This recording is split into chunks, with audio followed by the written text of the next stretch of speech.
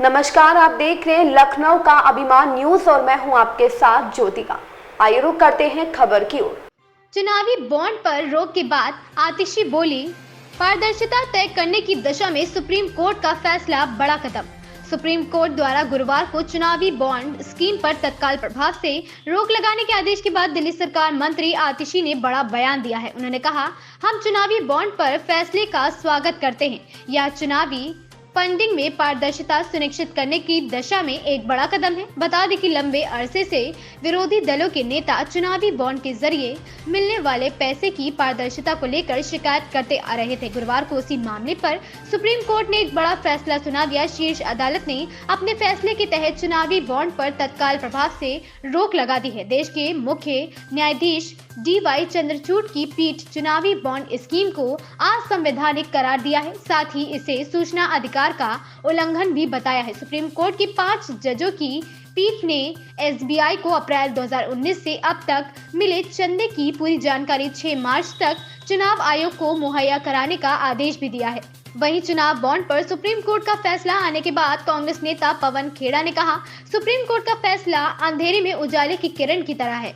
कांग्रेस शुरू से electoral bond योजना के खिलाफ थी। उन्होंने यह भी कहा कि राजनीतिक दलों को मिले चंदे को लेकर लोगों को जानने का अधिकार है। State bank of India electoral bond की जानकारी सार्वजनिक करे। इलेक्टोरल बॉन्ड का 95% चंदा 5,200 करोड़ रुपए अकेले भारतीय जनता पार्टी को मिला। मैम, आज एक बड़ा फैसला आया है सुप्रीम कोर्ट की तरफ से।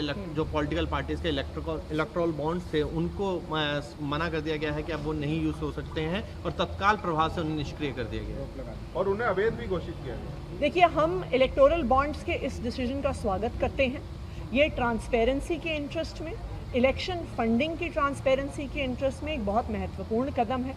वरना इलेक्टोरल बॉन्ड्स एक तरीका बन गए थे जिसके माध्यम से ये पता नहीं चल रहा था कि कौन व्यक्ति किसी पॉलिटिकल पार्टी को फाइनेंस कर रहा है। इस देश के लोकतंत्र के लिए बहुत ज़रूरी है कि ट्रांसपेरेंसी रहे कि किस पॉलिटिकल पार्टी को कितना पैसा कौन लोग दे रहे हैं।